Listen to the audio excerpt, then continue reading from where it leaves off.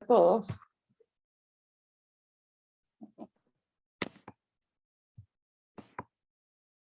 No sé qué le pasa a mi máquina. Buenas tardes a todos. Soy María Rosa de Ferrari, coordinadora de la Comisión de Discapacidad del Colegio Provincial de Buenos Aires. El doctor Fioranelli, quien preside esta comisión, no se encuentra presente hoy por estar en algunas reuniones importantes a nivel provincial por las nuevas elecciones de autoridades, pero a partir de del próximo seminario ya se encontrará presente y se hablará en nombre de la Fundación Sijuso, ya que él también preside la fundación que coordina junto con nosotros estas jornadas. Hoy en especial vamos a escuchar a la doctora Hilda Álvarez. La doctora Hilda Álvarez es abogada, especialista en Derecho de la Discapacidad, es miembro de la Comisión de Discapacidad del Colegio Público de Abogados de Capital Federal, miembro titular del Instituto de Salubridad, miembro fundador de la Comisión de Discapacidad del CODIPROA, miembro del Instituto de Discapacidad del Colegio de Abogados de San Martín, exdirectora, miembro del Grupo de Trabajo Salud del Observatorio Nacional de Discapacidad, diplomada en Orientación, Evaluación y Auditoría de las Prácticas de Discapacidad, diplomatura en Discapacidad, Derechos Humanos y Políticas Públicas, asesora jurídica de la Dirección de Discapacidad e Inclusión de la Municipalidad de Vicente López, asesora sobre gestión en discapacidad en ámbitos privados, columnista sobre discapacidad en diarios de circulación masiva y recientemente fue invitada a formar parte del panel sobre el lanzamiento de la nueva ley de discapacidad, o sea que tiene una participación activa en el proyecto de reforma. La doctora le vamos a dar paso para que hable sobre algunos temas que hemos incorporado nuevos y las preguntas que quieran ir haciendo pueden sumarlas por chat, que las vamos levantando y se las hacemos cuando ella termine de disertar. Así que, doctora, buenas tardes, adelante. Bueno, buenas tardes a todos, muchas gracias, doctora Ferrari, María Rosa, gracias por la presentación. Gracias al doctor Fioranelli, también como su doble calidad, ¿no? Director de nuestra Comisión de Discapacidad y como presidiendo la Fundación Sijuso, plataforma a través de la cual estamos dando esta charla. Mis compañeros de las distintas comisiones del Colegiado de la Provincia de Buenos Aires, y a todos aquellos que se han sumado en esta fría tarde de junio. Así que bueno, vamos a comenzar. Voy a compartir pantalla. A ver, ¿ahí estamos? Estamos. Perfecto. Bueno, voy a achicarme yo, así no me veo. Y empezamos. Ahí está. Bueno, como les decía, el tema que nos une hoy, en el que estamos, que vamos a conversar un ratito, es un tema, le decía a María Rosa, fuimos incorporando algunos temas, pero bastante eclécticos, bastante diferenciados uno del otro, así que vamos a tratar de dar un hilo conductor a la charla del día de hoy. Pero sí hay algunas cosas que me gustaría siempre que comience una charla dejar sentado, y que tiene que ver que cuando hablamos de discapacidad, cuando hablamos de personas con discapacidad, cuando hablamos de sus derechos, hablamos de derechos humanos. O sea, esa es una premisa, por lo menos que desde mi concepción de la discapacidad siempre dejo establecida. Y cuando hablamos de derechos humanos, hablamos de cuestiones que atraviesan la temática de derechos humanos, como lo es la dignidad humana, y aquello que le es intrínseco por el solo hecho de ser persona, que nos iguala a todos los seres humanos, y que además, dándonos un sentido de igualdad, en libertad, en derechos, aquello que atenta o que vulnera esa concepción lo que hace es discriminar a las personas, discriminarla por el sentido de que fuere, ya fuere por alguna calidad, por pertenecer a algún colectivo. Entonces estas cuestiones en principio son las que siempre dejamos establecidos. Cuando hablamos de discapacidad, hablamos de derechos y de derechos humanos. Otro de los temas que íbamos a conversar era una breve reseña sobre la reforma del año 94 de nuestra Constitución Nacional. La doctora Nesosi la semana pasada, quienes tuvieron oportunidad de estar presente en el encuentro, ya se explayó sobre el tema, así que vamos a hacer un repaso sobre ese marco normativo, y en relación a nuestra Constitución Nacional, sabemos que nuestra Constitución del año, la fundacional, la del año 1858, que completó, 53, perdón, que completó su sentido en 1860 con la incorporación de la provincia de Buenos Aires, lo que hizo es precisamente ser esa Constitución constitutiva, originaria, la que le dio sentido a nuestro Estado, ¿no? La que estableció la división de poderes, los derechos, las garantías, la que estableció que íbamos a hacer una república, que íbamos a hacer federal, que estableció un gobierno democrático. Esa constitución originaria, fundacional, que estableció un Estado constitucional, atravesó por distintas reformas, muchas de las cuales después quedaron abolidas, se desactivaron. La última reforma, la del año 1994, tiene suma importancia dentro de nuestro marco normativo. ¿Por qué? Porque incorporó entre las funciones del Congreso en el artículo 75, inciso 22, tratados internacionales de derechos humanos. Y esos tratados internacionales de derechos humanos, al ser incorporados a nuestra Constitución, con jerarquía constitucional, conforman lo que conocemos como bloque constitucional federal. Y trae del derecho internacional público estos derechos humanos, derechos fundamentales, que lo que hacen básicamente es poner en el centro de nuestro plexo normativo al ser humano.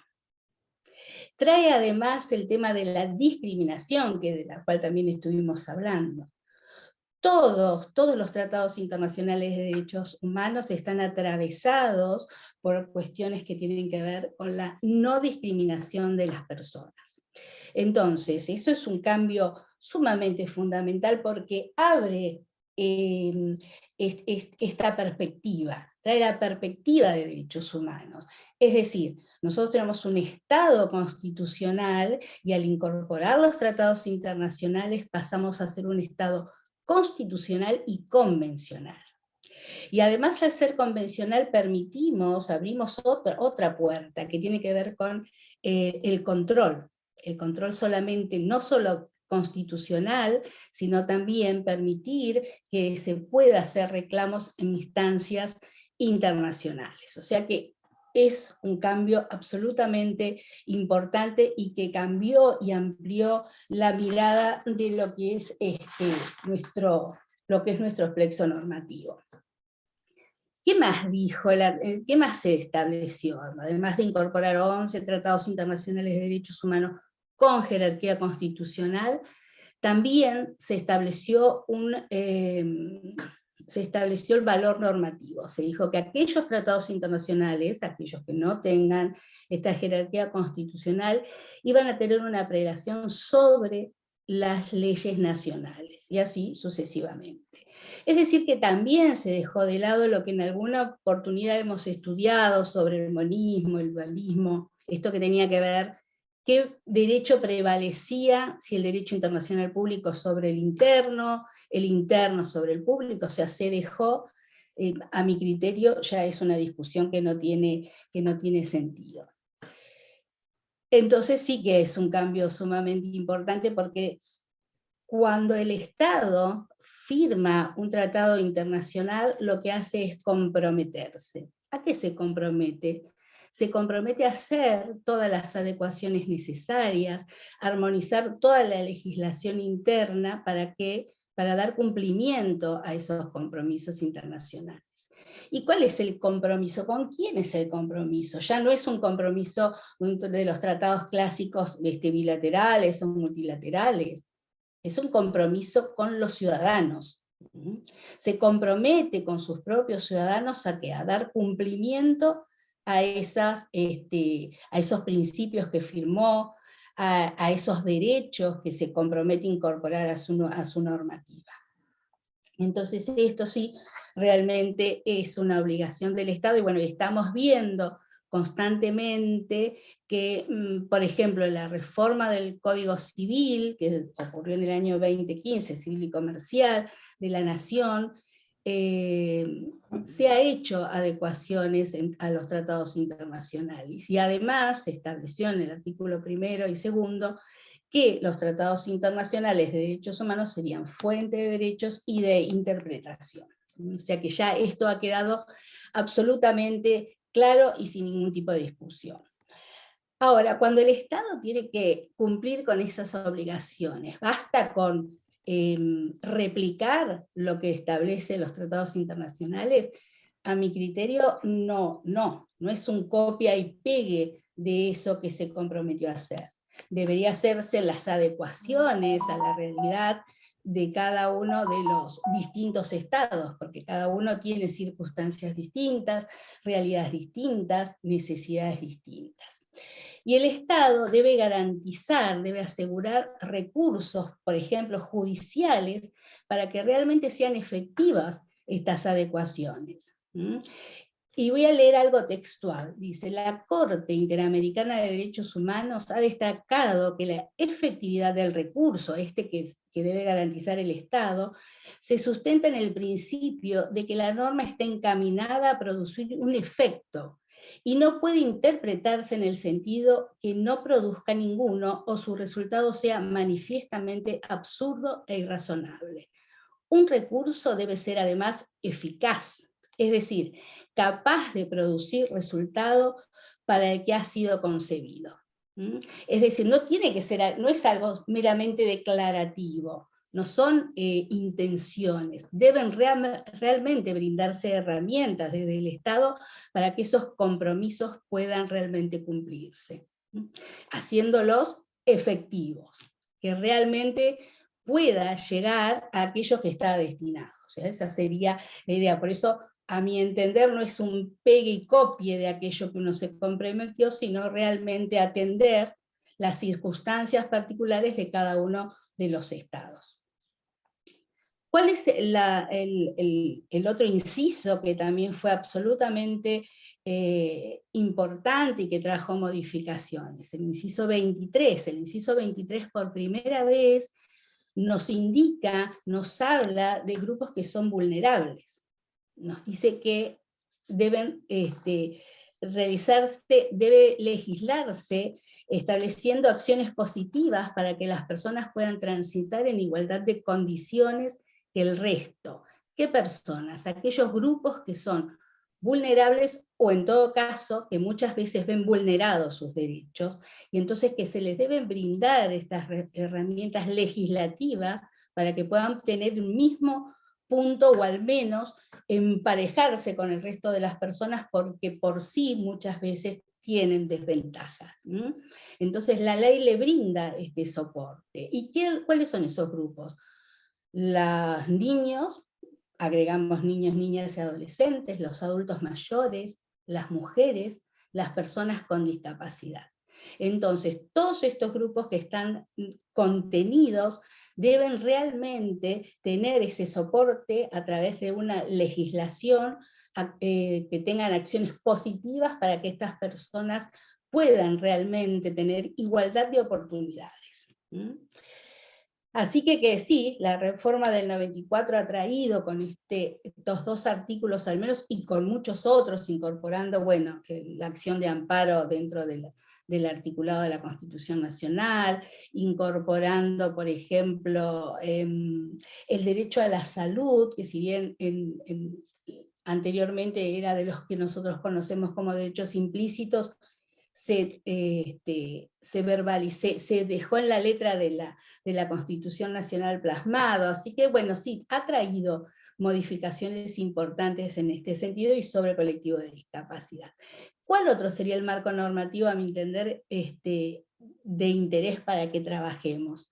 La Ley 26.378, bueno, primero la Convención sobre los Derechos de las Personas con Discapacidad, que también, de la que también ha hablado ampliamente en el encuentro anterior la doctora Nesosi, la Ley 26.378, que está tan en boga en estos momentos, en relación, perdón, la ley 27.044 del 14, que es la que le da jerarquía constitucional a la convención, la ley 26.657 del 2010, que es la ley de salud mental, a eso me refería, que está tan en boga en estos momentos por, bueno, cuestiones públicas que han puesto de relieve y han cuestionado algunas cuestiones de la ley, que a mi pequeño entender y muy humildemente me parece que es una buena ley y que no se ha podido aplicar y que no se han dado las herramientas necesarias para su aplicación. Pero no es un tema que me compete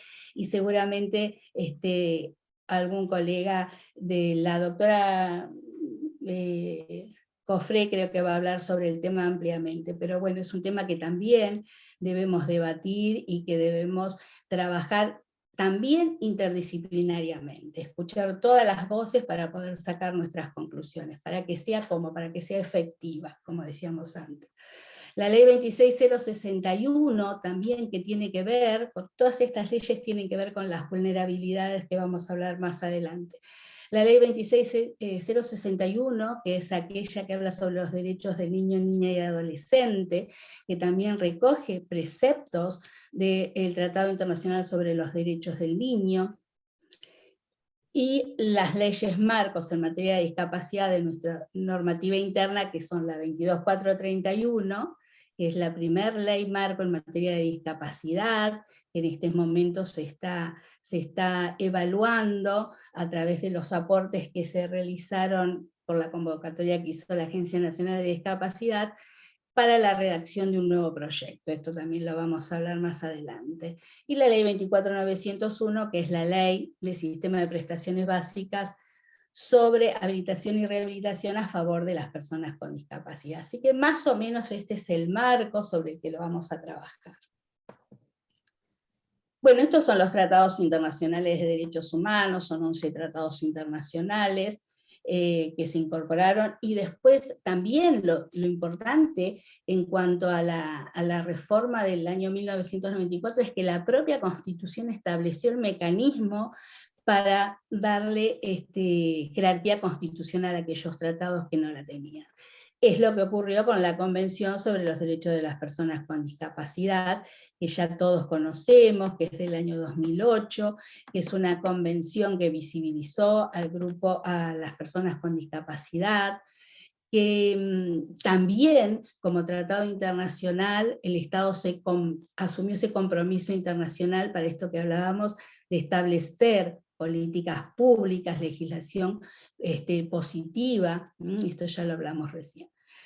Y una de las cuestiones que siempre remarco de la convención tiene que ver con el artículo 8, con la toma de conciencia, que para mí siempre me parece un artículo muy rescatable, porque, como ustedes saben, la convención en su redacción ha participado las propias personas con discapacidad. Y a mí siempre me pareció muy interesante que ellos puedan establecer esta necesidad de la toma de conciencia de la valía de ellos como personas, como seres humanos, y donde ponen el acento no solo en la sociedad, porque ya eso era transversal a todo el articulado, sino también a la propia familia. Aquella familia que, en pos de proteger, de dar, de evitar a lo mejor de que esa persona tenga que transitar por situaciones desagradables, discriminatorias, a veces protege o sobreprotege sin ver que la persona puede realmente llevar adelante una vida en toma de decisiones, con autonomía. A lo mejor muchas personas para lograr esto de lo que estamos hablando necesita de apoyos, de fuertes apoyos, pero aquellas que tengan necesita grandes apoyos, pueden manifestar en distintos grados cuestiones que tengan que ver a lo mejor con cuestiones hasta de su vida privada, de cosas cotidianas. Así que bueno, me parece el artículo 8 de la Convención también tiene que ver con esto que estamos haciendo, poder difundir los derechos, que colegas que no trabajan en el ámbito de discapacidad puedan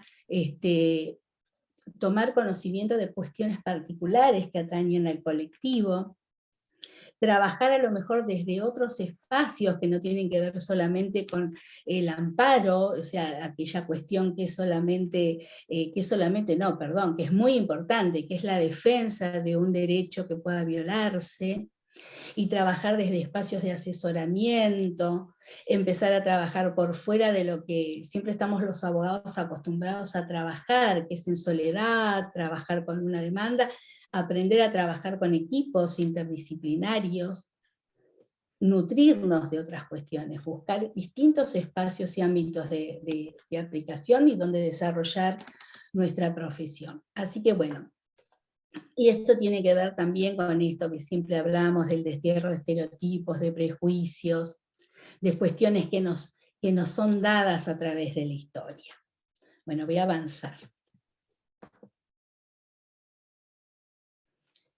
Vamos a avanzar en lo que es el movimiento de vida independiente, la vida independiente de las personas con discapacidad, pero sobre todo quería poner el acento en lo que son las vulnerabilidades para llegar a esa vida independiente. Ya sabemos que el movimiento de vida independiente nació con Ed Robert en Estados Unidos, que que era una persona que luchó por sus derechos para poder ser incluido en igualdad de condiciones en una comunidad educativa, y creó este movimiento que fue creciendo, replicando cuestiones que tienen que ver con discriminación en relación a la raza, también cuestiones de feminismo.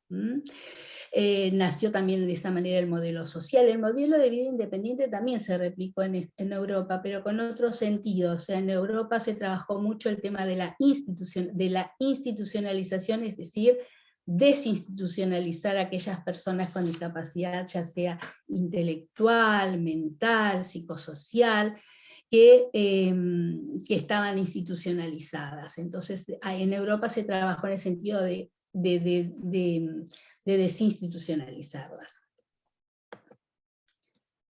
¿Cuál fue el proceso de transición en la historia? Hacemos un breve repaso. Pasamos sabemos, de la patología médica al modelo social.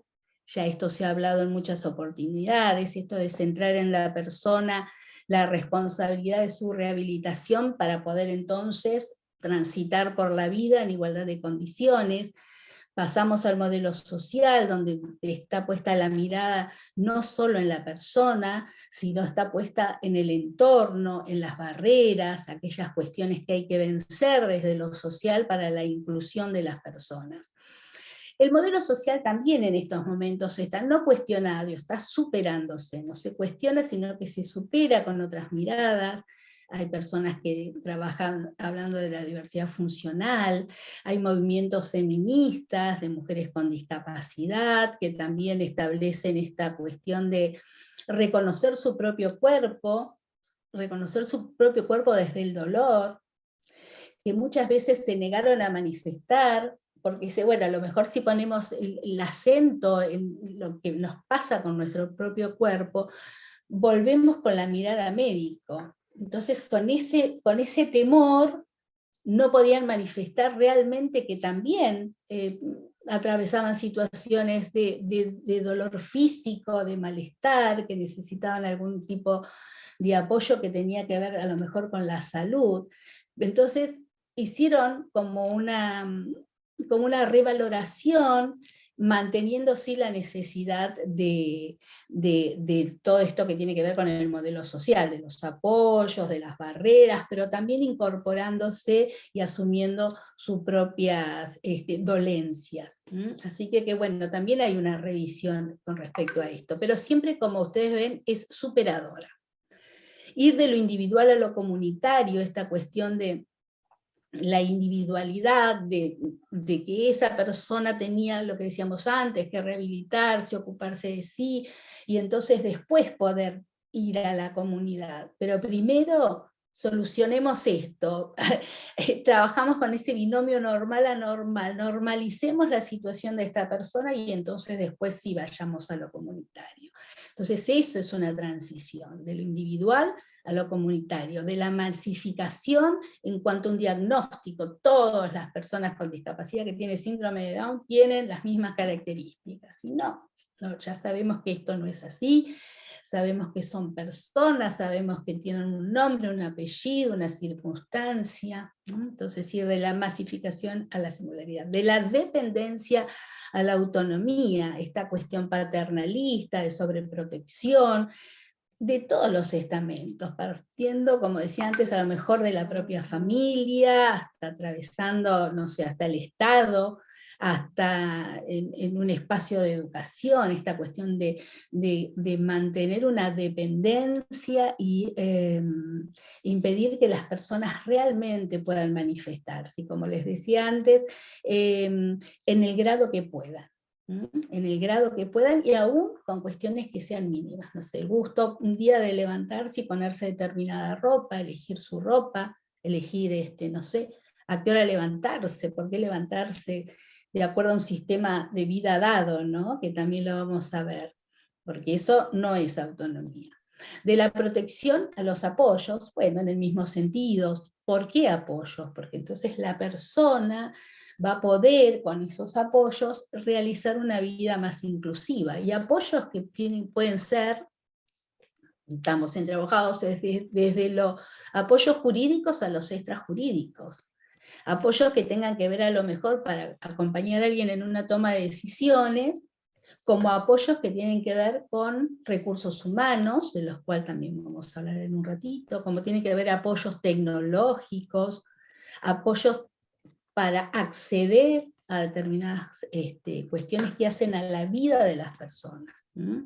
Los apoyos, los ajustes razonables, son todas cuestiones que acompañan a las personas con discapacidad a tener una vida más autónoma y más independiente. De la institucionalización a la autodirección. La institucionalización es esto que les decía antes, una vida dada a una persona con pautas. Levantarse a tal hora, tener un taller de 10 a 11, de 11:30 a 12:30 otra actividad, después almorzar, después un descanso. O sea, generalmente esta vida le está dada. Eso no es autonomía ni es independencia, está dentro de un sistema de institucionalización que a veces, en el afán de brindar algunas herramientas, también mantienen esta cuestión clásica de la institucionalización. Entonces muchas veces se trabaja desde la gestión en muchos espacios hablando, bueno, centrado en la persona, actividades centradas en la persona, o sea, que tengan que ver con la particularidad de las personas. Pero la institucionalización puede llevarse a cabo atendiendo otras cuestiones que no tienen que ver con este diagrama, sino que tienen que ver con las particularidades y los deseos de cada una. Pero no es tan fácil encontrar estos espacios. La Convención sobre los Derechos de las Personas con Discapacidad nos habla de la vida independiente, y ya en el preámbulo establece que los Estados partes reconocen la importancia para que las personas con discapacidad puedan, a través de su autonomía e independencia individual, ser incluidas, reconociendo la importancia para que las personas con discapacidad reviste su autonomía e independencia individual, incluida la libertad de tomar sus propias decisiones. O sea, nos habla de autonomía, nos habla de independencia individual, ¿para qué? Para la toma de decisiones. En los principios también vuelve a ponerse en acento en aquello que tiene que ver con la dignidad de las personas, la autonomía individual, y nuevamente habla, incluida la libertad de tomar las propias decisiones y la independencia de las personas. Habla de la no discriminación por ningún motivo, de la igualdad de oportunidades, de la igualdad entre géneros, y de la accesibilidad. Y de accesibilidad hay todo un abanico de cuestiones que tienen que ver con la toma de decisiones, accesibilidad que tiene que ver con la comprensión. Accesibilidad es una de las herramientas que nos trajo la Convención para entender todo aquello que es necesario para la vida de una persona. Y el artículo 19 y el artículo 20 nos va a hablar de los derechos específicos, aquellos que tienen que ver con los derechos humanos, y entre los cuales está que las personas con discapacidad tienen la opción de vivir en forma independiente, ser incluidas en la comunidad, que son dos ejes distintos: uno vivir en forma independiente y otro ser incluidos en la comunidad. Elegir dónde y con quién vivir, tener acceso a los servicios de apoyo en el hogar, en las residencias y en la comunidad. Y además nos va a decir en el artículo 20 que debe promoverse la movilidad personal con la mayor independencia posible, facilitándole en la forma y momento que deseen a un costo asequible, que puedan ser accesibles para la persona, y la capacitación al respecto. Asimismo, debe facilitarse el uso de formas de asistencia personal y mediante tecnologías de apoyo, dispositivos técnicos y ayudas de calidad. Todas estas herramientas hacen a que haya posibilidad de que una persona pueda vivir de manera autónoma e independiente. Por otro lado, a simple título informativo les cuento que el Comité sobre los Derechos de las Personas con Discapacidad, respecto a la vida independiente, en la observación general número 5, habla y desarrolla qué es el derecho de vivir en forma independiente para una persona de discapacidad y de ser incluidos en la sociedad. Así que el que les interese el tema, les recomiendo la lectura porque es muy interesante y pone en claro todos los aspectos que tienen que ver con esto. Pero en realidad hacía ese repaso porque yo quería hablar un poco de la vulnerabilidad. Cuando hablamos de vulnerabilidades, para que una persona acceda a una vida independiente, en realidad tendríamos que hablar del recorrido de la vida de la persona. O sea, desde su inicio, desde que esa persona nació, desde que lo sobrevino una discapacidad, deberían haberse dado a esa persona todas las herramientas para que pueda transitar en igualdad de condiciones que el resto de las personas. Y nos referimos a esto: que tenga una vivienda accesible, que tenga vivienda, que esa vivienda sea accesible, que tenga un hábitat que le sea amigable, o sea, vivir en un espacio que no es accesible, que no cuenta con espacios donde tenga, no sé, un centro de rehabilitación, si es que esa persona va a un centro de rehabilitación cercano, que pueda ingresar a un transporte en el lugar donde esa persona viva, que pueda acceder a una educación. Todas estas cuestiones tienen que ver con las vulnerabilidades. Y si nosotros decimos, bueno, vida independiente en la adultez, forma de vivir en forma autónoma, primero tiene que haber transitado por todas estas otras cuestiones y haber adquirido a lo largo de cada una de esas cuestiones las herramientas necesarias que le permitan afrontar la vida, no solamente porque lo dice la ley, sino porque fue adquiriendo habilidades y conocimientos, fue incorporándose a la comunidad, paulatinamente como cualquier otra persona, para poder lograr entonces esa vida independiente y esa toma de decisiones, con todos esos apoyos que se requiere, pero no se puede en forma espontánea llegar a la adultez y una vida independiente. ¿Con qué herramientas?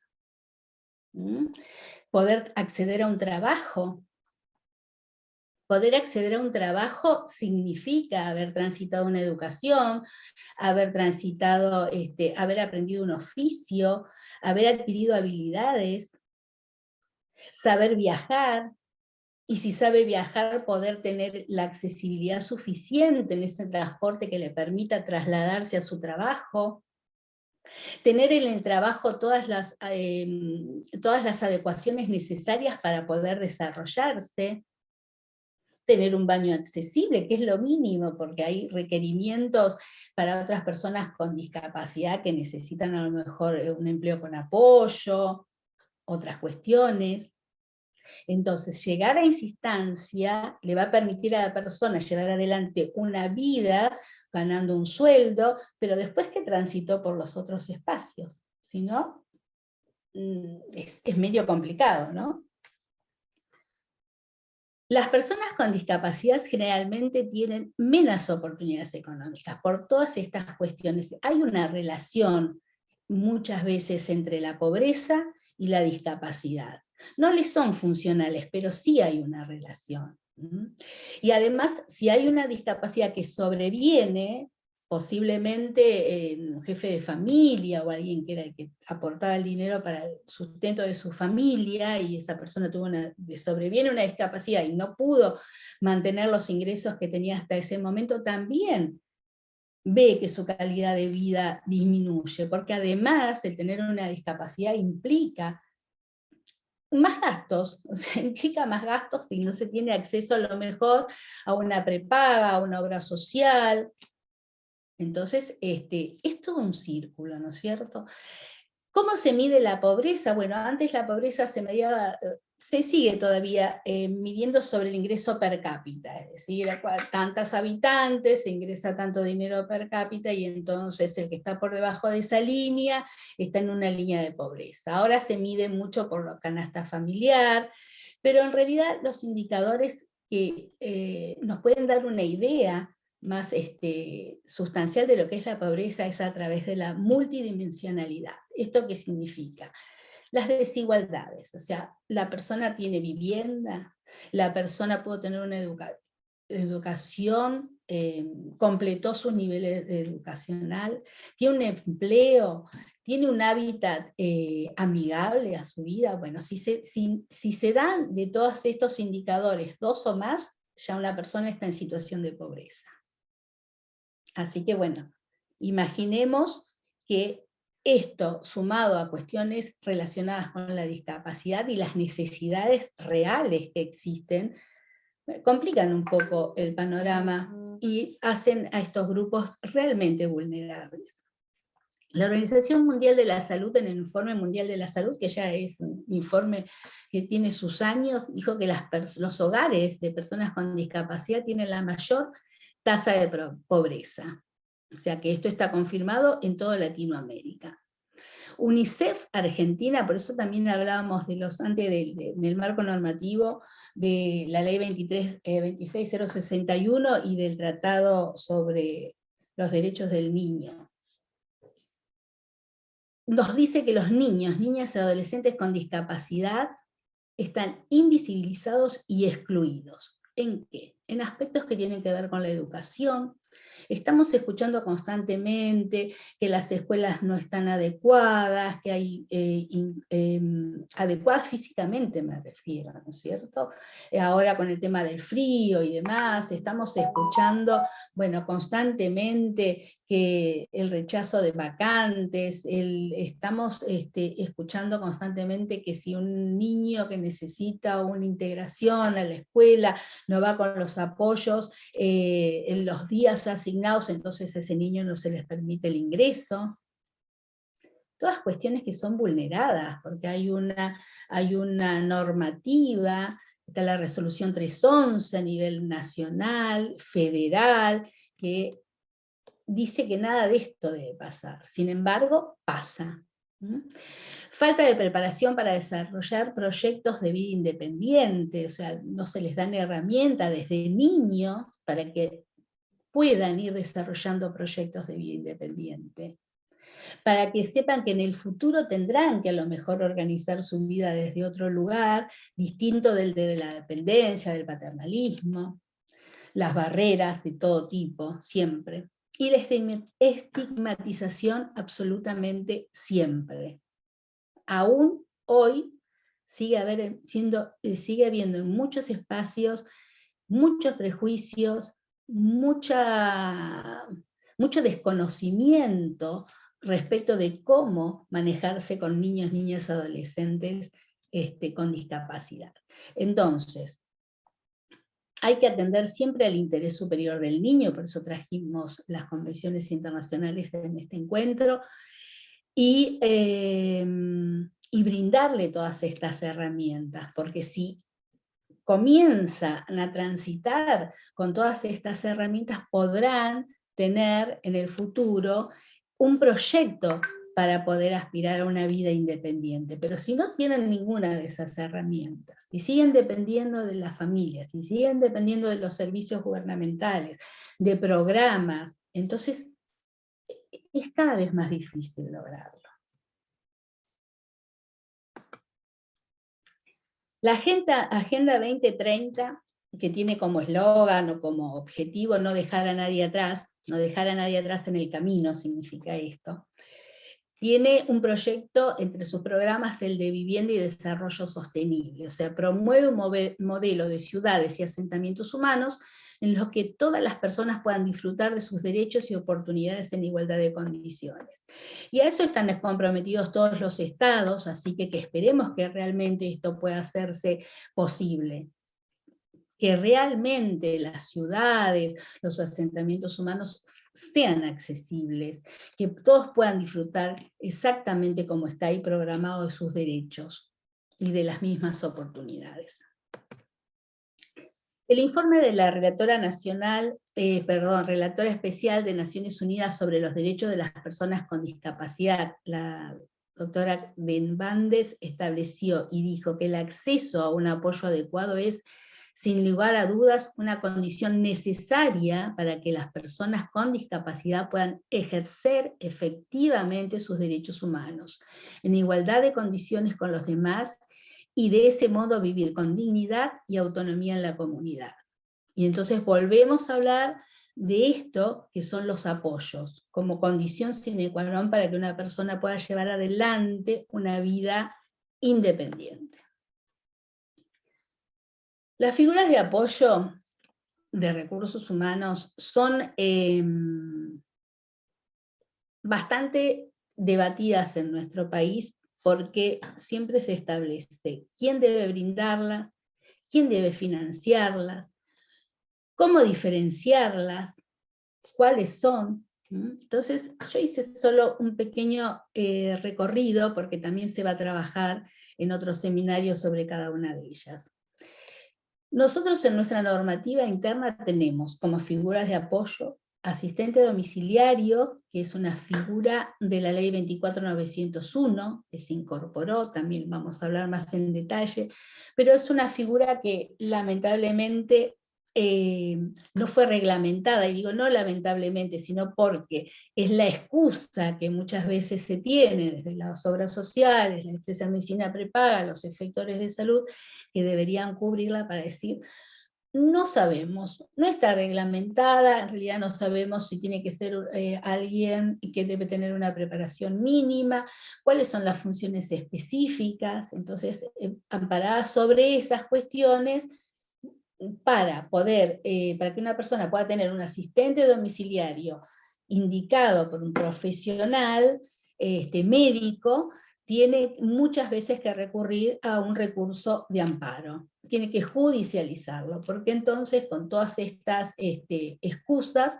estos efectores de salud la niegan, pero sí está en la ley 24901. El asistente personal, que sí, el asistente personal es la figura de la que hablábamos, la figura de apoyo de la que habla el artículo 19 de la Convención, que ya vamos a ver las particularidades, porque es una figura totalmente distinta. El acompañante terapéutico, que ya todos siempre que está dentro del ámbito de salud mental o que nació dentro de ese ámbito, pero sí el acompañante terapéutico es una figura del ámbito de la salud, porque tiene que tener una preparación para acompañar a personas que requieran de algunas especificidades respecto al diagnóstico que tenga, porque acá sí hablamos de diagnóstico porque sí es una figura del ámbito de la salud. Tiene que tener una preparación más allá de ser un apoyo. El acompañante asistente externo, que es educación en la provincia de Buenos Aires, que es para el ámbito de la sociabilización, que no tiene que ver con la educación, porque para eso están las maestras de apoyo, pero que es una figura de apoyo para algún niño o niño adolescente que transita la educación y que necesita ese apoyo para cuestiones de sociabilización. Y lo mismo pasa con el acompañante personal no docente en el ámbito de Capital Federal. La figura de apoyo de la que habla la Convención, que es el asistente personal, dice el artículo 19 en una de las partes, las personas con discapacidad tienen derecho al acceso a una variedad de servicios de asistencia domiciliaria, residencial y otros servicios de apoyo de la comunidad, incluida la asistencia personal que sea necesaria para facilitar su existencia y su inclusión en la comunidad y para evitar su aislamiento y separación de esta.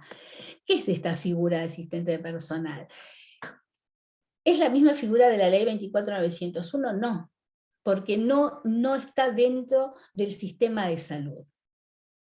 La asistente personal establece con la persona con discapacidad una relación laboral. Debería ser la propia persona con discapacidad que, de acuerdo a sus necesidades, contrate a otra persona para que lo asiste y lo apoye en aquellas cuestiones que necesita. Entonces, la entrevista debería ser con la propia persona con discapacidad porque tiene que lograr una empatía, como cuando alguien contrata a una persona para que lo asista, de la misma manera debería ser la propia persona con discapacidad quien haga esa búsqueda. Y debe establecer la misma persona con discapacidad cuáles son claramente los apoyos que necesita. Porque además tiene que lograr esa empatía porque muchas cosas tienen que ver con cuestiones de su vida privada, con cuestiones de su intimidad, a lo mejor necesita que lo acompañe, no sé, que lo ayude a realizar tareas para la higiene personal, para poder acostarse, para preparar, o sea, conoce su vida. Entonces tiene que lograr esa empatía, tiene que hacer una empatía entre la persona con discapacidad y aquel que va a ser su apoyo. Y el que va a ser su apoyo además tiene que respetar las decisiones de las personas con discapacidad, porque va a ser el que le va a indicar qué es lo que necesita. O sea, es una figura totalmente distinta a las otras que vimos. Dice, en España dicen esto cuando hace la diferenciación, dice, es una persona que asiste a otra a desarrollar su vida, no te hace las cosas, vos las haces con su apoyo, esa es la idea. Dice, es un derecho, es una manera de vivir de manera independiente, y para la otra persona que brinda el apoyo es un trabajo. Entonces, en España se logró imponer esta figura del asistente personal con un presupuesto, a través de un presupuesto que brinda el Estado. Nosotros no tenemos esta figura incorporada dentro de un sistema de prestaciones, no está. Entonces, es lo que se reclama, hay que tratar de reglamentar, de incorporar esta figura, de tener un presupuesto para hacer efectivas estas cuestiones. Porque esto sí es la posibilidad de que una persona tenga una vida independiente. Porque tener una vida independiente no significa vivir solo solamente. Bueno, así que esta sí que es una figura que hay que resaltar y que hay que tener muy en cuenta. ¿Cuáles son las otras normas que nosotros tenemos, marco en materia de discapacidad? Bueno, la ley 22.431, que es del año 81, que fue la primera ley que estableció un sistema de prestaciones integrales de personas con discapacidad. Antes de esta ley no había otra normativa integral, había normas que estaban más dispersas, que tenían que ver con algún colectivo de personas con discapacidad, pero bueno, fue la primera ley que estableció un sistema integral a favor de las personas con discapacidad, y es la ley que en este momento se está trabajando desde la Agencia Nacional de Discapacidad, que convocó a estas audiencias públicas que se desarrollaron a lo largo del mes de mayo, donde se solicitó que en esas audiencias las personas hagan sus aportes para ver qué era lo importante que tenía que haber en la ley, qué es lo que no podía faltar esa ley. Yo escuché varias de las audiencias públicas en relación a la modificación de la ley, y la verdad que lo que escuché más que nada fue una catarsis de por qué no tenían acceso a la salud, de que no había controles, lo cual es cierto, no había controles de cumplimiento de las leyes, que las leyes brindaban derechos, pero que no se cumplían, que para cumplirlo había que recurrir a una judicialización, que todas las personas no pueden acceder a la judicialización porque no todas lo conocen o todas tienen acceso. Así que bueno, se hicieron también algunos aportes, algunos proponían, se trabajó bastante sobre algunas cuestiones del certificado único de discapacidad, ahora les voy a contar cuando lleguemos al tema, pero lo que escuché fue una gran catarsis. Escuché también muchas familias, muchas madres de familias de personas con discapacidad que decía que también había que cuidar, ¿no es cierto?, a la familia en este sentido, porque, bueno, cuidemos al familiar que cuida, ¿no? Hay discapacidades que son muy, muy dependientes, que necesitan de un cuidado constante, de un acompañamiento, y si no se brindan estas figuras de apoyo de las que hablábamos antes, es muy complicado también para la propia familia. Así que, bueno, yo escuché más que aportes, una catarsis. La verdad que falta de cumplimiento de las normas, falta de control de las normas.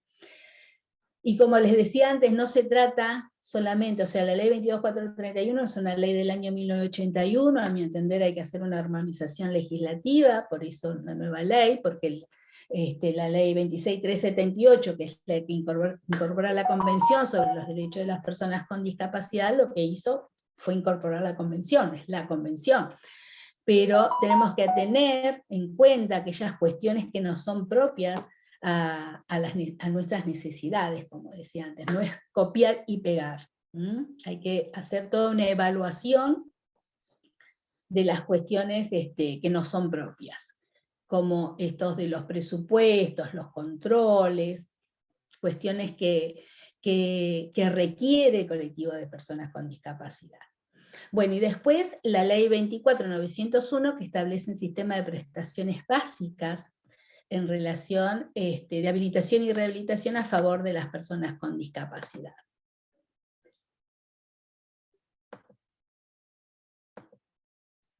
Perdón, ahí está. ¿Qué establece la ley 22431 y la ley 24901? Bueno, prestaciones y indica derechos, accesos a la educación, a la seguridad social, eso establece la 22431, a la salud, y quiénes van a tener que cubrir o cumplir con estas obligaciones. Las obras sociales de la ley 23660 y 23661, que están obligadas por la 24901, la medicina prepaga, que también está obligada a través de la ley 24754 a dar cumplimiento a lo establecido en la 24901, incluir salud, que es el programa que adquiere las personas que tienen pensiones no contributivas, y PAMI. Entonces son las personas obligadas, los entes de salud obligados a dar estas prestaciones. Y el marco regulatorio de las empresas de medicina prepaga lo da la ley 26682 y la ley 24240 lo que va a hacer es también intervenir cuando las empresas de medicinas prepagas no cumplen con este contrato de adhesión que todos suscribimos cuando contratamos una empresa de medicina prepaga. ¿Por qué? Porque entonces, como es una prestación de servicio y Defensa del Consumidor controla la efectividad de esos servicios, se puede hacer también una denuncia a través de esa legislación. De todas maneras, el ente de contralor de todos estos efectores de salud es la Superintendencia de Servicios de Salud, que está dentro del ámbito del Ministerio de Salud y es la que regula toda la normativa que tiene que ver con las prestaciones de discapacidad, entre otras cosas, y que los efectores de salud cumplan con cada una de esas normativas. Volviendo a la ley 22431, ¿qué es lo que estableció? En realidad la ley 22431 tuvo múltiples reformas, más de 100, porque se fueron modificando a lo largo del año 1981, y entonces fueron modificándose a lo largo de todos estos años. ¿Qué cosas podemos rescatar como importante que dejó marcada esta ley, o que deja porque está vigente?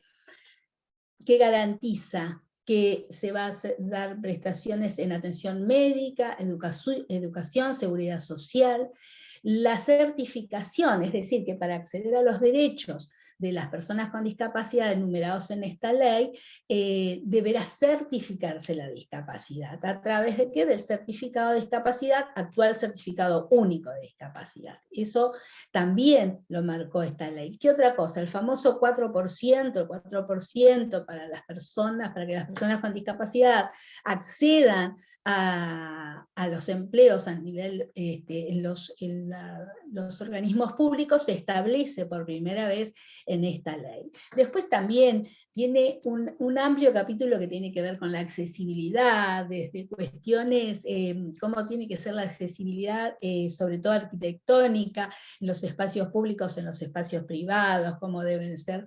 Si ustedes ven la original ley, van a ver hasta dibujitos que tienen que ver con el giro de una silla de ruedas. O sea, es una ley que trató de ser en su momento lo más completa posible, pero bueno, a través de los años ha quedado en desuso. Y por eso tuvo todas estas modificaciones. La ley 24901, bueno, es la ley marco en materia de discapacidad que establece las prestaciones y que también no deroga, por supuesto, la anterior, sino que la complementa y modifica en algunas cuestiones. Va a decir, la ley 22431 va a decir que el Estado debe hacerse cargo de las prestaciones de salud de las personas con discapacidad, aún teniendo obra social, y entonces en la 24901 va a decir, no, va a ser aquellas personas que tengan obra social se harán cargo de la cobertura de salud en un 100%, y entonces va a decir que el Estado va a ser el garante de esos derechos, y que además, si la persona no tuviese ningún efector de salud, será entonces el Estado quien deba brindar y dar cumplimiento a todas las prestaciones que establece la ley. Así que ahí hubo algunas modificaciones. También retoma lo de la certificación de la discapacidad a través del certificado único de discapacidad, porque hace referencia a la ley. Así que estas cuestiones son las que quedaron. Respecto al certificado único de discapacidad, lo que les contaba, que en las audiencias públicas muchas personas se manifestaron diciendo que no debería existir un certificado único de discapacidad, porque muchas personas sienten que las estigmatiza, y que entonces que no está bueno, y que tampoco debería hacerse una revisión de aquellas discapacidades que a lo mejor son permanentes o que no se van a modificar, y que es todo un sistema burocrático, agotador, porque tienen que acreditar toda la documentación y todas las indicaciones médicas y todos los estudios. Bueno, eso se planteó mucho en las audiencias. A decir verdad, el certificado único de discapacidad, que sabemos que es un documento público, que es personal, que es intransferible, no debería afectar la vida civil de las personas, no debería estigmatizar a las personas, porque un certificado de discapacidad se presenta cuando es necesario, no sé, ante un requerimiento de una prestación, por ejemplo, pero no debería ser así, pero se ve que pero arrastra igual, ¿no? Esta cuestión de hablar de certificado único de discapacidad. Muchas personas decían, bueno, puede ser un certificado de acceso a prestaciones, o sea, ponerle a lo mejor otro nombre, pero me parece que esto habría que buscarle la vuelta para que las personas no se sientan afectadas al ser usuarios de un certificado único de discapacidad por algún tipo de discriminación, que si eso no debería existir. La verdad es que no debe existir nada de esto y que debe utilizarse al momento que le es requerido para el ejercicio de un derecho, pero nada más. No afecta la capacidad de las personas, esto no tiene que ver, porque eso no tiene que ver con para que una persona sea incapaz, no importa el tipo de diagnóstico que tenga, eso tiene que estar asociado a un proceso judicial que se llama determinación de capacidad jurídica, y solo un juez puede indicar si una persona necesita apoyos y qué grado de apoyos y para qué cosas hacerlo. No tiene que ver con el certificado de discapacidad. No se relaciona con el porcentaje, o sea, no tiene nada que ver qué porcentaje de discapacidad tenés que tener para acceder a un certificado. No tiene que ver con eso. Ahora vamos a ver que tiene que ver con otra evaluación. Sí existe un porcentaje que se saca, pero para otras cuestiones, por ejemplo, para una pensión no contributiva, pero eso lo certifica un certificado médico oficial, el CMO, a través de otro procedimiento que nada tiene que ver con el certificado único de discapacidad. Y sí, es el acceso, porque así lo estableció la 22431 y después lo ratificó la 24901, para prestaciones de salud y todos los derechos establecidos en la 24901. En la provincia de Buenos Aires, en el año 2016, hubo un deber de informar todos los derechos a los que accede una persona cuando se le otorga un certificado único de discapacidad. Así que bueno, es una forma de difundir, porque las personas, lo que yo comentaba otras veces, muchas veces me dicen, bueno, hablemos del certificado único de discapacidad si vamos a un encuentro, bueno, se hace un Zoom. Otra vez el certificado único de discapacidad, no en este ámbito que somos todos colegas y que más o menos estamos en la temática, fuera de este ámbito. Y la verdad es que uno acá lo pasa rápido porque todos más o menos conocemos, sabemos de qué se trata, pero cuando vamos a espacios donde hay familiares, donde hay personas de discapacidad, donde van en busca de información, esto que a nosotros nos parece algo conocido, que lo repetimos, que lo conocemos, muchas veces no se conoce, no se sabe por dónde empezar, cómo hago. Y bueno, esta es muchas veces la puerta para más o menos que puedan respirar y tener una orientación al respecto. ¿Cuáles son las prestaciones? Bueno, la de salud, educación, transporte público, el símbolo internacional de acceso para libre tránsito y estacionamiento, que también tuvo una modificación porque ahora se hace a través de un trámite digital en la aplicación de Mi Argentina, y no resulta a lo mejor tan práctico como antes, que se daba, tenía un cartoncito, tenía plastificado, con un QR, con la foto de la persona que era usuaria era la titular del símbolo, y podía ubicarlo en el transporte donde se transportaba, sea cual fuera. Ahora hay que asociar la persona con discapacidad con el automóvil en el que se va a trasladar. Entonces y hay que imprimirlo, entonces bueno, a veces es más dificultoso y no resulta tan práctico como el anterior. Con el CUT también, a través del trabajo, con lo que decíamos antes, si uno accede a un trabajo y necesita determinada accesibilidad, ajustes razonables, determinados apoyos, uno puede exigirlo, porque siendo portador de un certificado de discapacidad, acredita que es necesario hacer esas adecuaciones necesarias. En algunas municipalidades, y depende algunas circunstancias más particulares que tienen que ver con el municipio, hay exención de impuestos también.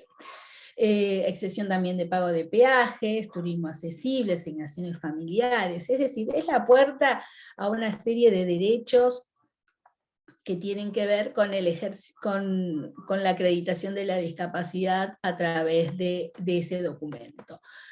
Decíamos que no tiene que ver con el porcentaje de discapacidad porque la evaluación se hace desde otro espacio, tiene que ver con una junta evaluadora que es interdisciplinaria, que atiende el CIE-10, que atiende cuestiones de salud a través del CIE-10 y cuestiones de funcionabilidad en función del diagnóstico que está establecido por la CIE-10 y por una normativa de discapacidad, y entonces la Junta evaluará para otorgar o no con estas cuestiones el certificado de discapacidad.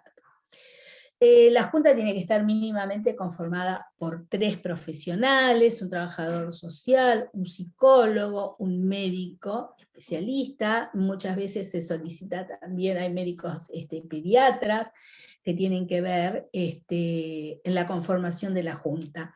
Y entonces esta cuestión que le decía, la condición de salud más el perfil de funcionabilidad, tendría que dar como resultado una certificación. Hay muchos inconvenientes con el tema de la certificación, porque también hay algunas enfermedades que son crónicas y posiblemente en sí esa enfermedad crónica por esa enfermedad crónica no puede otorgarse el certificado de discapacidad, pero si esa enfermedad crónica produce en su funcionabilidad una situación discapacitante, entonces debe acreditarse y entonces sí podría certificarse.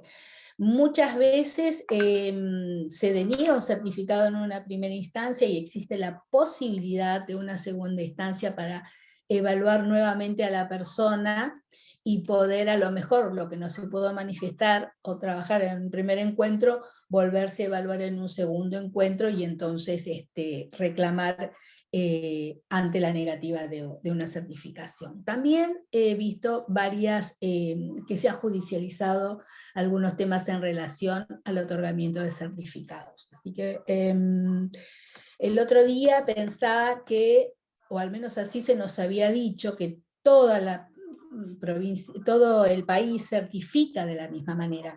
Si bien cada provincia en relación a las cuestiones de salud se reserva la forma de administrarla, con el certificado único de discapacidad, si aquellas provincias que adhirieron a la ley 24.901, también al adherir a la ley, y una vez que el CUT se puso en marcha, también desde la Agencia Nacional de Discapacidad, las juntas evaluadoras visitaron a todas las provincias para tener la misma forma de evaluar. Entonces acordaron la misma evaluación. No obstante, he escuchado en las audiencias públicas de las que le hablaba antes, que muchas personas decían que había algunas cuestiones que, por ejemplo, no eran contempladas en una provincia y sí lo eran en otra, cuando en realidad no debería ser así. Pero bueno, parece que pasa también. El procedimiento para sacar el CUT es a través de la página, no sé cómo sacar un CUT, y con el domicilio, entonces le van a indicar cuál es la junta a la que deben llamar o escribir por mail, deberá ver cuál es el procedimiento que cada lugar implementó, porque también después de lo que atravesamos, que es la pandemia, muchas cosas se han digitalizado y se han agilizado algunos trámites. Así que bueno, pero la idea es ver por el domicilio cuál es la junta evaluadora que corresponde, solicitar turno, qué documentación se necesita de acuerdo a lo que se quiera certificar, concurrir en la fecha que se le indica con toda esa documentación, sino bajar un formulario que la misma página otorga para que el médico tratante lo integre y concurrir con la persona ese día. Y entonces ahí, bueno, se le otorgará o se le denegará el CUT. Generalmente a menores de 5 años se les otorga por 5 años y de 6 años en adelante un máximo de 10. La Junta Evaluadora también determinará algunos plazos menores, porque Doctora, le Disculpe. quedan 5 minutos, está excedida ya, pero le vamos a dar 5 minutitos más. Ah, bueno, porque, bueno, nada, eso es en términos generales. A ver, vamos a seguir adelantar un poquito. Del CUT ya más o menos conocemos. Sabemos que la ley 24901 establece todo un sistema que tiene que ver con, digamos, un sistema hasta cerrado que permite que determinadas personas que tienen determinados efectores de salud puedan acceder a las prestaciones de discapacidad sin mayores inconvenientes. Los espacios deben estar categorizados a través de normativa de la ANDIS, deben cumplir con todas las normativas de la Superintendencia de Servicios de Salud, y como ustedes ven, la Superintendencia tiene un papel sumamente importante en las prestaciones de salud. Y dentro de las prestaciones de salud también está la obligación de brindar apoyos y de brindar herramientas para una educación inclusiva. Y entonces nosotros siempre nos corremos, decimos, bueno, no, es el modelo social o el modelo superador del modelo social lo que recoge la Convención sobre los Derechos de las Personas con Discapacidad.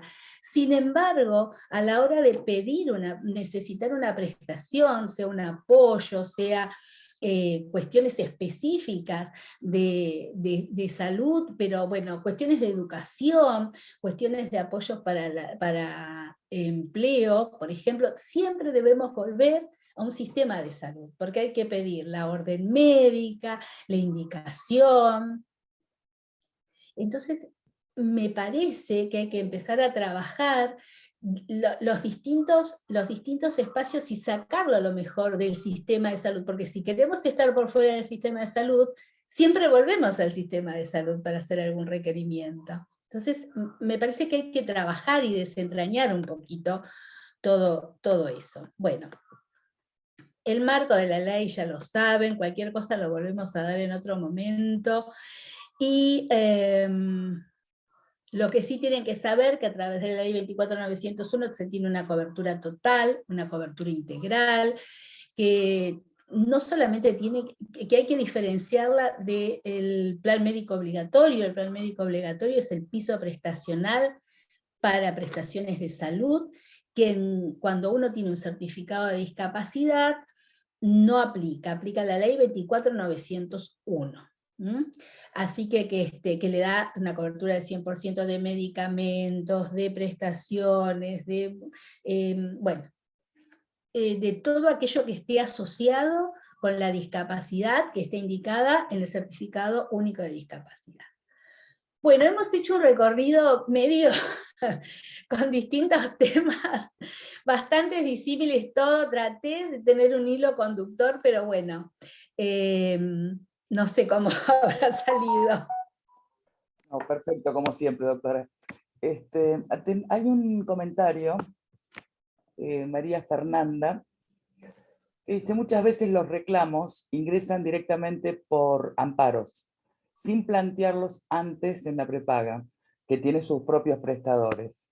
Y la mayoría de los jueces otorgan todo indiscriminadamente, sin tener en cuenta,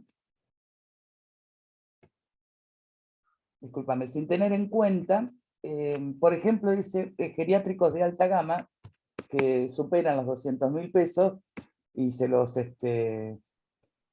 dan igual, ¿no? Cuando en realidad la prepaga nunca rechazó la prestación. Bueno, eso... sin tener en cuenta la resolución 12/21, dice.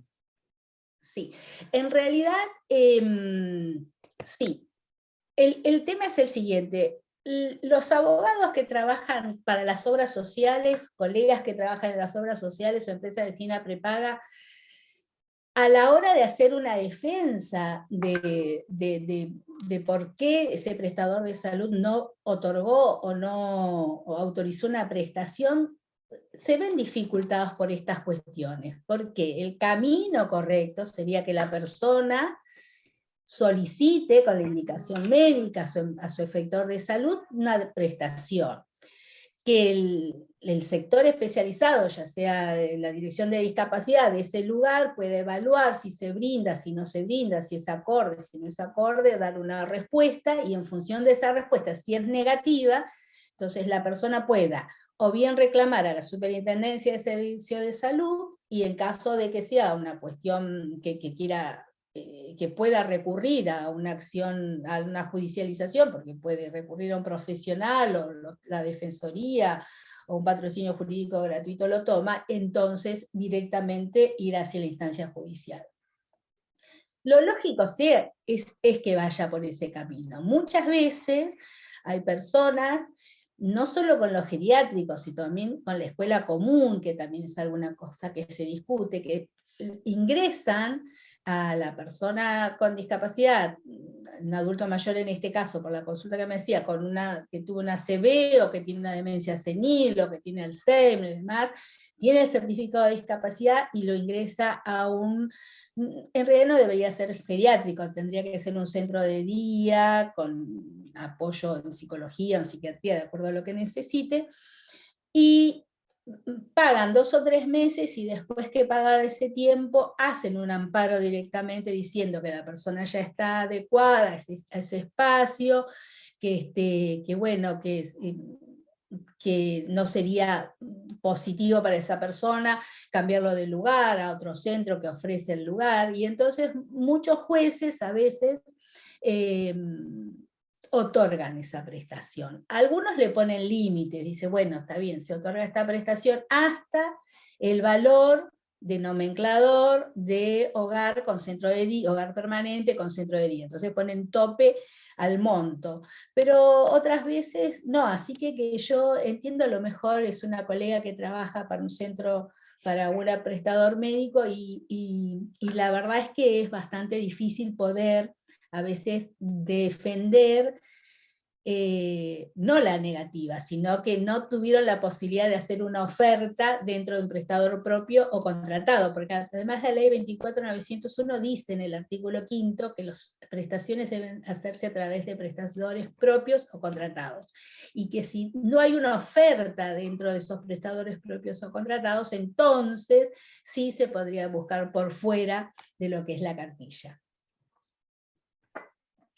Otra preguntita hace Tatiana Neira y dice, ¿por qué rechazan las pensiones por invalidez cuando la persona con discapacidad tiene obra social o viceversa? Perdón, ¿por qué rechaza? ¿Por qué rechazan las pensiones por invalidez cuando las personas con discapacidad tienen obra social? No, a lo mejor las pensiones por invalidez es la pensión que llamamos no contributiva por invalidez para acceder a un trabajo, que es la pensión que una vez que se otorga se le otorga incluir salud.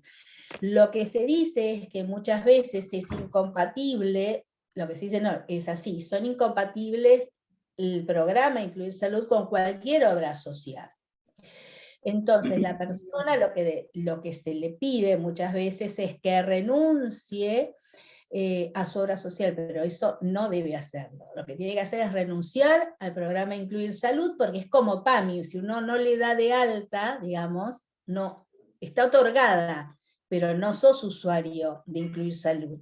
Entonces uno debería renunciar al programa Incluir Salud y decir que va a mantener el que tenga, a lo mejor porque está a cargo de un familiar.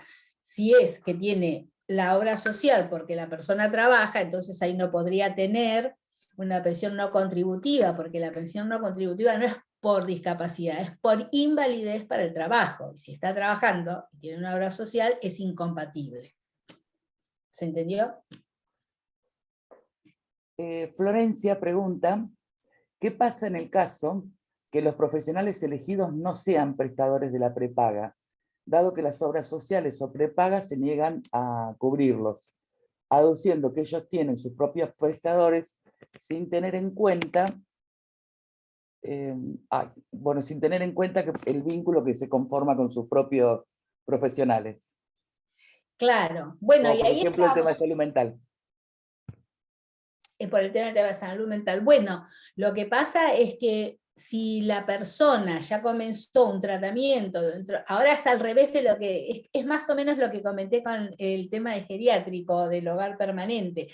Si una persona solicita un tratamiento dentro de un espacio de salud, tratamiento de salud mental, y no tienen un espacio que responda a las necesidades que su médico o la junta evaluadora de la persona que tiene salud mental indicó, entonces uno puede buscar por fuera de la cartilla, por fuera de los que ellos brindan. Además, las prestaciones de este tipo tienen que ser cercanas al domicilio, o sea, si generalmente estos prestadores tienen muy pocos y están muy alejados de los domicilios de las personas, entonces uno puede aducir que necesita que esté cerca del domicilio, que los viajes son extensos y que no son positivos para una persona que tiene una cuestión de salud mental o alguna discapacidad intelectual, y entonces, bueno, hay formas en que uno puede solicitar que tengan la cobertura. Muchas veces, si se ponen muy firmes dentro del efector de salud, hay que hacer hay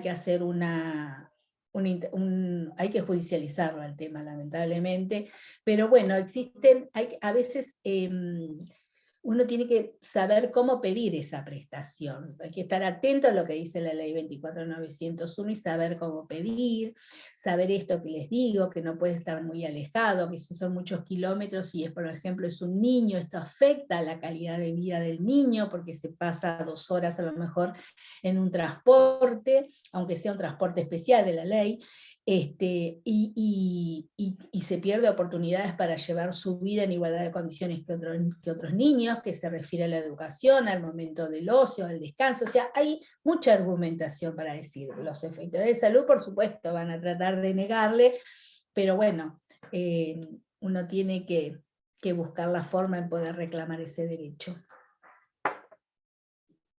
Jerónimo Quiroga dice que en Mi Argentina pone como requisito presentar la curatela para la renovación del CUT. Disparate. En el juzgado dijeron a mi cliente que no debería ser necesario. ¿Puede ser? Puede ser, no es necesario. Primero que la curatela no existe como tal. O sea, hay algo que se llama determinación de capacidad jurídica, y solo existen los curadores por excepción en cuestiones extremas de que una persona no pueda comunicarse, manifestar absolutamente nada, así que no existe como tal. Existen los apoyos para acompañar en la toma de decisiones en aquellas cuestiones que el juez estime necesario, pero no, aparte no es obligación tampoco, no hay obligación de que una persona cumpla 18 años y haga una determinación de capacidad jurídica, aunque muchos espacios lamentablemente lo piden. Sí, pasa con el ANSES también eso, ¿no? Florencia vuelve a repreguntar, en el caso de las prestaciones educativas, ¿es necesario acreditar la falta de oferta pública de escuelas adecuadas para la persona con discapacidad o siempre deben otorgar esta prestación? Me refiero a escuelas con cupo reducido. Sí, lo que pasa es que hay algunos fallos, algunos de primera instancia y otros que se revisaron en segunda, y esto se ha ido modificando en el tiempo. Leí recientemente algunos fallos de Cámara que decían que la obra no se había podido acreditar, que no había oferta pública cercana al domicilio. De todas maneras, dependerá de las necesidades de cada uno de los niños que necesiten, qué tipo de educación necesita, qué apoyos, bueno, eso dependerá también, no es tan estricto, pero sí habría que acreditar que no hicieron ninguna oferta, ni pública, y entonces uno puede más fácilmente pedir que hagan esa otra cobertura. Pero siempre existe la posibilidad de solicitarla. Jerónimo, en respuesta que fue quien te preguntó por la curatela, te pregunta si debería generar un reclamo administrativo por esa causa. Sí, obvio. Sí, obvio. Sí, sí. ¿Cuándo damos determinación de capacidad jurídica nosotros en el seminario? este no lo incluimos esta vez. Ah, qué lástima. Pero bueno, sí, podría ser un reclamo diciendo que no es necesario acreditar nada. O sea, no es necesario, hay una normativa, no sé cuál es el espacio donde le están pidiendo, no me acuerdo, ¿dónde está pidiendo la Venía prueba? Argentina por el CUT, me parece el curso. A ver. Bueno, puede hacer también una denuncia ante la Agencia Nacional de Discapacidad, ante Copidis, o sea, hay distintos lugares donde ante la Agencia Nacional de Discapacidad yo haría un reclamo, porque son ellos los que establecen las pautas para sacar el certificado único de discapacidad. Y la verdad que sería una vergüenza que la misma Agencia Nacional de Discapacidad, que pregona otras cuestiones o debería pregonar, para un CUT solicite una curatela. Así que yo haría una nota a la Agencia Nacional de Discapacidad. Sí, igual convengamos que es bastante dificultoso. Yo, por ejemplo, estoy ahora presentando la solicitud de una pensión derivada a una persona con discapacidad, que le hicimos la determinación y tiene el apoyo. Y cuando llegamos al ANSES, bueno, bárbaro, está todo perfecto, no necesita la famosa curatela que nos ponían antes, pero no saben cómo manejar el apoyo, no saben quién firman, a quién poner en la planilla, como que es medio caótico todavía hasta que tengan el ejercicio, ¿no? de hacer toda esta cuestión. Sergio te lo agradece, te dice que, Jerónimo, perdón, te lo agradece, dice que le quedó muy claro.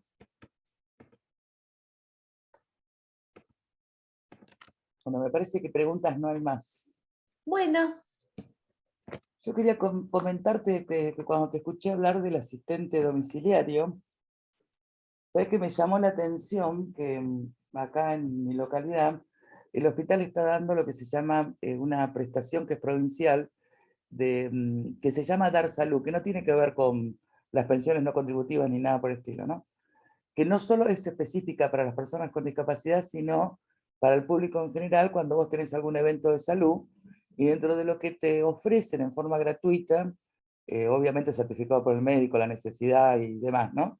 Dentro de lo que te ofrecen está el asistente domiciliario, o sea, aparte el acompañante terapéutico. Me pareció un avance, como un reconocimiento de la necesidad que se puede tener de un asistente domiciliario que hasta ahora no figuraba en ningún lado. no, bien, buenísimo, sí, sí.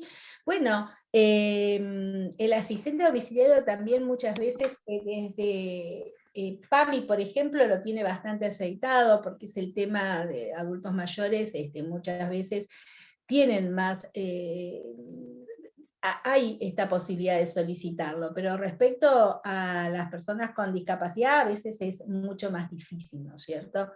Pero por esto que decía antes, no está reglamentado, no está, entonces, ¿qué condición debe tener esta persona para brindar esa prestación? Tiene que ser de salud, entonces, bueno, y muchas veces, y dicen que tiene que ver con cuestiones, o sea, la excusa es cuestiones sociales, o sea, se dan prestaciones de salud, no cuestiones sociales, porque asocian que a lo mejor la familia no está y no puede cuidar a la persona, no puede ocuparse más que cuidar, y entonces dice que esas cuestiones no son cubiertas por los efectores de salud. Pero bienvenido que haya espacios que los incorporen. Bueno, hay mucha movida respecto de muchas asociaciones, de muchos espacios de personas con discapacidad que están bregando para la incorporación de todos estos apoyos de recursos humanos, porque son la puerta para lo que hablábamos antes, ¿no? Para una vida independiente.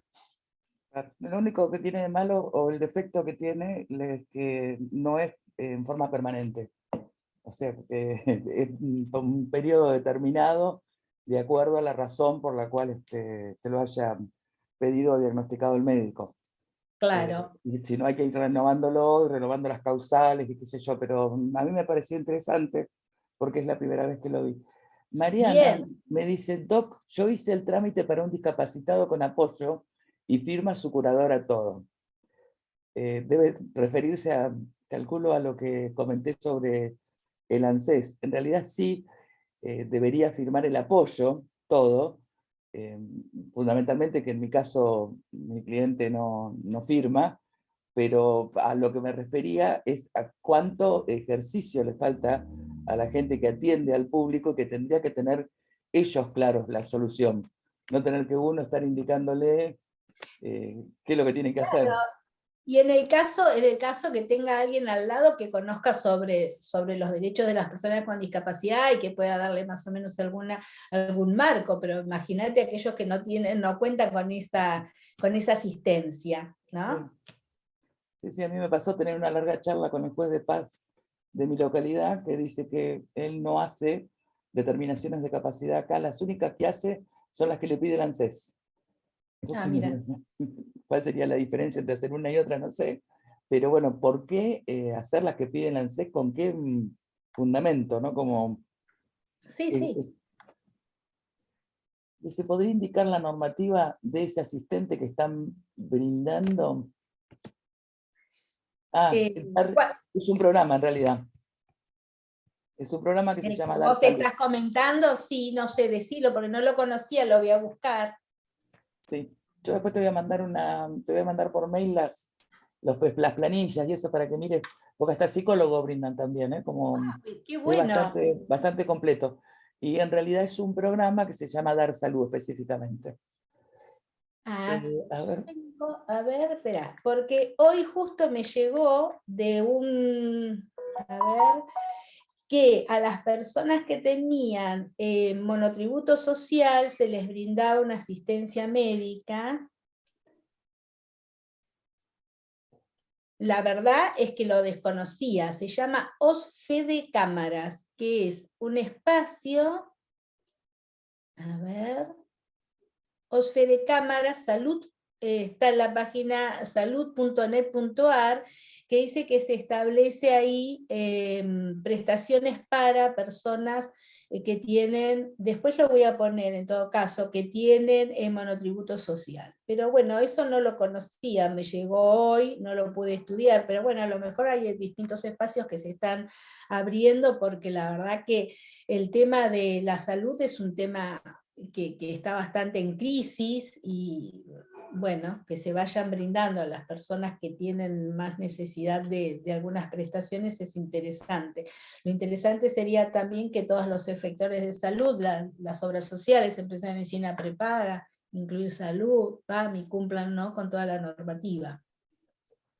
otra consulta dice, ahora quería preguntar si en un grupo familiar uno de ellos tiene una pensión a través del IPS, puede negarle la pensión a su cónyuge. IPS es un mundo aparte. La verdad que si quieres yo después le dejo mi mail, lo averiguo, porque desconozco el manejo de IPS. En realidad, el IPS sí sostiene que no puede haber más de 2 pensiones en una misma familia, Bien. pero 2 sí, por lo menos hasta ahora las estaban tomando. Igual estamos en época de achique con todo lo que sean otorgar pensiones y demás.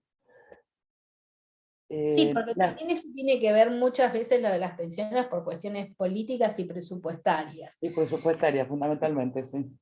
Y entonces, bueno, a veces hay personas que yo estoy en un espacio y dicen, a mí me lo otorgaron en tal época, a mí en tal otro, y bueno, y a otro con las mismas condiciones no le otorgaron la pensión. No debería ser así, pero bueno, lamentablemente esto es así.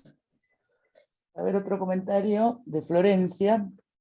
Dice que las prepagas pueden dejar de cubrir prestaciones que años anteriores fueron reconocidas si la situación personal y de salud de la persona con discapacidad no cambió, aduciendo que anteriormente fueron mal reconocidas. No debería, y eso debería pelearlo, primero a través, como decíamos antes, siempre volvemos a la orden médica. Si el médico justifica que debe continuar con esos tratamientos, haciendo un resumen de historia clínica, detallando las necesidades de la continuidad de ese tratamiento, de ese y no de otro, y sobre la base de que ya fue autorizado y que esa prestación fue beneficiosa para la persona, que adquirió, bueno, puede hacer una evolución, si esa persona evolucionó con ese tratamiento que estaba llevando a cabo, el médico debe hacer la evolución, decir que tienen tal expectativa de continuar con ese tratamiento, o de mantener o no retroceder algún logro. Entonces, eso se puede discutir absolutamente, pero siempre necesitamos esto que digo, ¿no? La indicación médica, y resumitoria clínica y justificación de por qué sí debe continuar con esa prestación. Mi Y error, pelear. en el último renglón dice, nuevamente me refiero a prestaciones educativas de escuela primaria. Es la persona que te hizo la pregunta recién sobre el cupo en las escuelas. O sea que, bueno, es algo muy personal. Si quiere, yo dejo mi mail, yo no tengo problema, respondo después todo. Pero que me cuente más en detalle, porque podría llevar a confusión a otra persona que está atravesando una situación distinta. Yo le dejo ya mi mail y me manda un mail. ¿Quién es una señora? Sí, Florencia.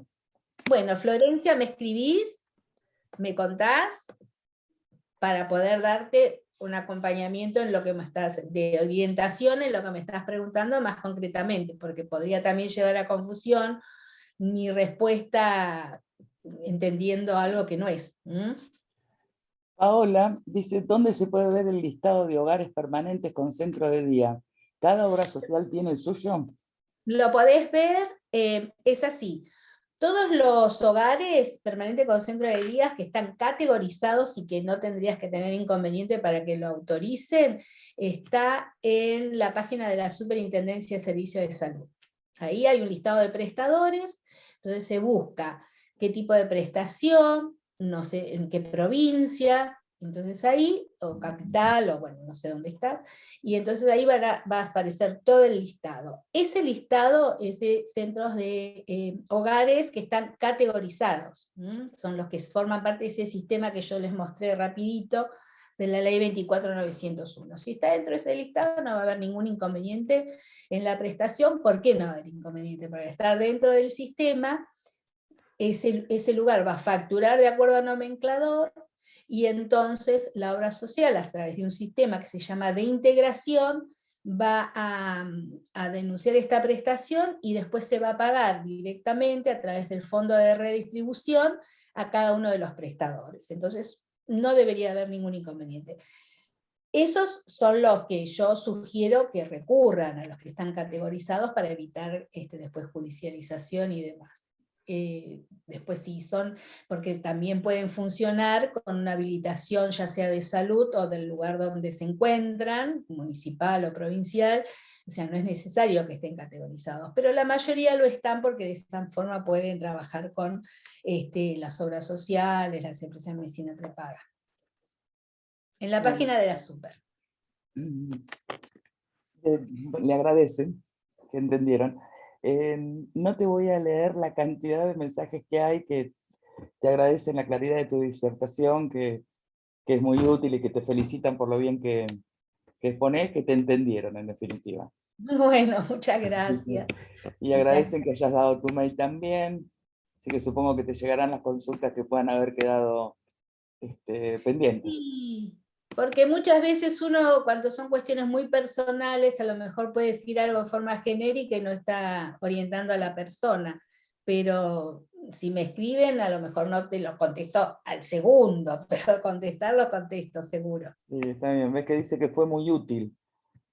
Vos te quejabas que era mucho, pero viste que interesan estos temas, como que en realidad todo lo que tiene que ver con prestaciones y prepagas y obras sociales y demás es algo que sigue siendo una deuda en la ejecución. Sí, y sobre todo me di cuenta en las audiencias públicas también, que se hicieron en distintos lados en las distintas regiones del país, la cantidad de personas que aún siguen reclamando por falta de prestaciones, por las distancias. O sea, nosotros vivimos, en mi caso, en Gran Buenos Aires, o bueno, en Capital Federal, y las cuestiones están más cercanas, pero a veces en otros espacios, para tomar algún tipo de prestación hay que viajar a lo mejor de un pueblo a otro, ir por la ruta, transitar muchos espacios, y no están todas las prestaciones al alcance como podrían estar acá, que hay una mayor oferta. Entonces, eso también afecta, impacta la calidad de vida de las personas, de las familias, que tiene que haber alguien, o sea, que por ejemplo la superintendencia no paga dependencia a personas, a niños, o sea, siempre tiene que haber una mamá o un papá acompañando, después de los 6 años sí, ya puede ir con una dependencia, pero antes de esa edad no. Entonces, a lo mejor la mamá trabaja, no puede hacer todo ese recorrido, ya sea para una escuela, ya sea para ir a tomar una prestación, ya sea para ir al médico, bueno, en fin. Entonces, es increíble la cantidad de personas que hablan de esto, ¿no? De la falta de oferta para que las personas, para que los niños sobre todo puedan acceder a estas cuestiones, porque bueno, no tienen, a veces no tienen cercano, y teniéndolo lejos, a veces los padres tampoco, o uno tiene que renunciar a sus actividades, a un trabajo, y tampoco es lo que se quiere, ¿no? No es eso. Sí, bueno, eso tiene que ver con el territorio y lo extenso que es, ¿no? Nosotros acá tenemos ese tipo de problemas, incluso no hay conectividad entre las ciudades. Qué sé yo, te Claro. mandan a los centros de salud, yo vivo en el sur de la provincia, para el que no sabe, vivo a 100 kilómetros de Necochea, y claro, vivo en el medio del campo. Acá cuando uno necesita algo, tiene que hacer o 100 kilómetros a Necochea, o 300 a Mar del Plata, o 300 a Bahía Blanca. No hay otras opciones, y no tenemos colectivos que nos trasladen desde nuestra localidad a ese tipo de ciudad, a ninguna de esas ciudades, ninguna. Hay que hacer algún recambio de colectivo que te coincidan los horarios, o hacerlo de un día para otro. Entonces, aparte, te lleva varios días. Si vos tenés una relación laboral, usás un día para ir y podés volver al otro, es un disparate por la pérdida de horas de trabajo, y no te queda otra que hacer tratar tu hijo. Y obvio, seguro, no, es terrible. Debería haber aparte, por ejemplo, esta herramienta a través de la web que se tienen, sobre acceder a información. Si alguien está buscando, bueno, mira, hay un tratamiento nuevo en tal lado, bueno, siempre un padre desde la curiosidad para poder brindar más herramientas, a lo mejor busca y conoce un tratamiento nuevo, y a lo mejor en su espacio no hay, entonces que todos tengan la posibilidad de acceder a tratamientos, a nuevas técnicas, ¿no es cierto? Y a lo mejor lo estás viendo y decís, qué lástima, porque a lo mejor me pierdo la oportunidad de que mi hijo pueda acceder a determinada cuestión que va a ser beneficiosa, pero bueno. Bueno, siguen las felicitaciones llegando. Fuiste muy clara, muy enriquecedora. Y gracias por el espacio. Bueno, sí, la verdad que esto tenemos que darle gracias a Sijuso, que nos da el espacio de poder realizar esto a través de su plataforma, ¿no? Voy a Tal cual. pedirle, voy a pedirle a Lorena, que desde Sijuso, si puede poner la dirección no sé si está, si puede poner la dirección de YouTube para que puedan entrar, volver a escucharlo. Y si vos le mandás el Power, después lo suben a la página. Ahí te contesta que Ahí sí. está. Acá Bueno, está. yo agradezco, pido disculpas porque la verdad fueron temas todos muy distintos y a lo mejor no se pudo profundizar mucho en cada uno, pero bueno, hicimos un pequeño recorrido, así que esté bueno. Muchas gracias. No, a vos, muchísimas gracias. Ahí tienen subido en el chat la dirección a la que tienen que recurrir en YouTube para poder ver otra vez la disertación. Creo que están todas ahí, en realidad, desde que comenzamos. Se Sí, van muy sumando a bien. medida que van pasando. Son 8 en total, y esta es la tercera. Bueno, Hilda, no sabemos cómo agradecerte que tengas la generosidad de compartir con nosotros el caudal de tus conocimientos. Siempre aprendemos algo con vos. Y ahora los invito a la próxima charla, que es el 16 de junio, donde la autora Isabel Ramos Bardé va a hablar de accesibilidad. Fundamentalmente accesibilidad no solo desde lo edilicio, sino no solo accesibilidad edilicia, sino tecnológica, educativa, laboral, turística, de recreación, o sea que va a tratar la accesibilidad en toda su transversalidad.